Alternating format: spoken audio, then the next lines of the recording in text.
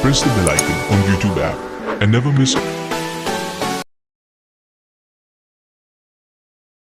Fogarty. The Art of War by Sun Tzu. Translated by Lionel Giles. Part 1. Laying Plans. Sun Tzu said, "The art of war is of vital importance to the state. It is a matter of life and death, a road either to safety or to ruin. Hence it is a subject of inquiry which can on no account be neglected. The art of war, then, is governed by 5 constant factors, to be taken into account in one's deliberations when seeking to determine the conditions obtaining in the field. These are 1. The moral law, 2. Heaven, 3. Earth, 4. The commander, 5. Method and discipline. The moral law causes the people to be in complete accord with their ruler, so that they will follow him regardless of their lives, undismayed by any danger. Heaven signifies night and day, cold and heat, times and seasons. Earth comprises distances, great and small, danger and security, open ground and narrow passes, the chances of life and death. The commander stands for the virtues of wisdom, sincerity, benevolence, courage, and strictness. By method and discipline are to be understood the marshalling of the army in its proper subdivisions, the graduations of rank among the officers, the maintenance of roads by which supplies may reach the army, and the control of military expenditure. These 5 heads should be familiar to every general. He who knows them will be victorious. He who knows them not will fail. Therefore, in your deliberations, when seeking to determine the military conditions, let them be made the basis of a comparison in this wise. 1. Which of the 2 sovereigns is imbued with the moral law?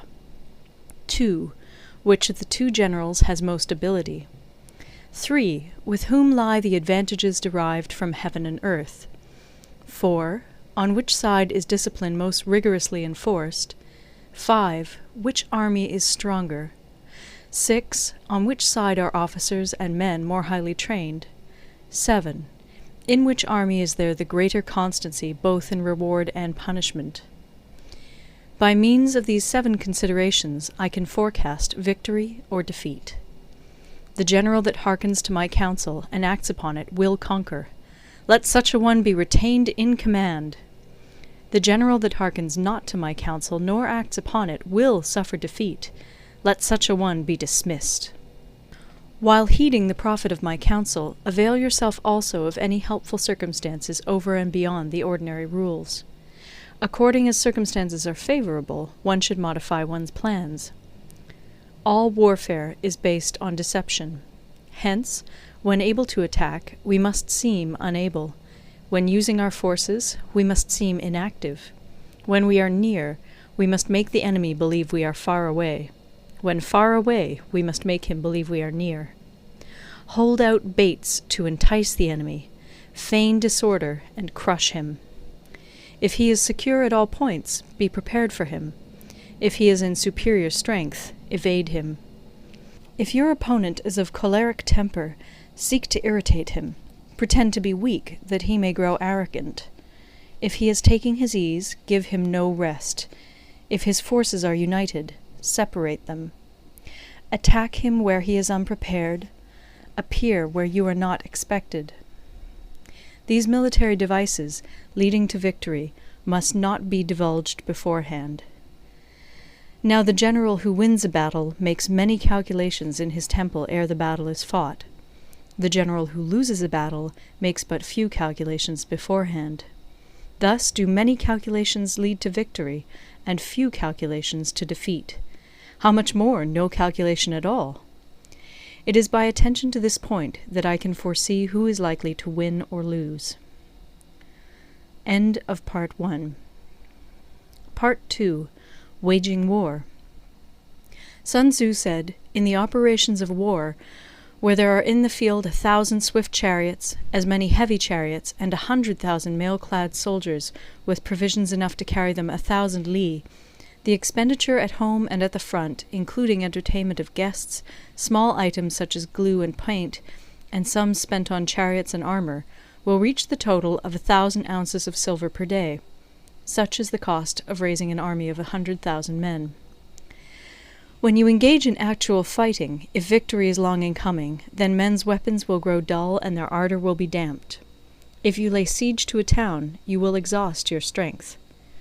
Again, if the campaign is protracted, the resources of the state will not be equal to the strain. Now, when your weapons are dulled, your ardour damped, your strength exhausted, and your treasure spent, other chieftains will spring up to take advantage of your extremity. Then no man, however wise, will be able to avert the consequences that must ensue. Thus, though we have heard of stupid haste in war, cleverness has never been seen associated with long delays.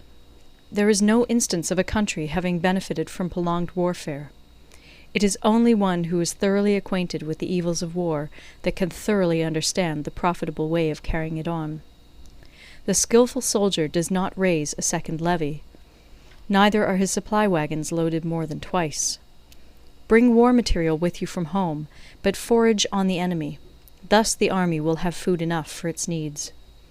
Poverty of the state exchequer causes an army to be maintained by contributions from a distance. Contributing to maintain an army at a distance causes the people to be impoverished. On the other hand, the proximity of an army causes prices to go up, and high prices cause the people's substance to be drained away.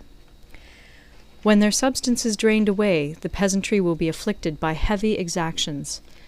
With this loss of substance and exhaustion of strength, the homes of the people will be stripped bare, and 3/10 of their income will be dissipated, while government expenses for broken chariots, worn-out horses, breastplates and helmets, bows and arrows, spears and shields, protective mantles, draught oxen, and heavy wagons will amount to 4/10 of its total revenue. Hence, a wise general makes a point of foraging on the enemy. 1 cartload of the enemy's provisions is equivalent to 20 of one's own, and likewise a single picul of his provender is equivalent to 20 from one's own store. Now, in order to kill the enemy, our men must be roused to anger.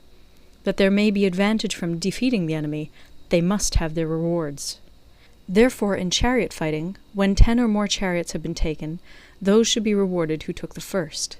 Our own flags should be substituted for those of the enemy, and their chariots mingled and used in conjunction with ours.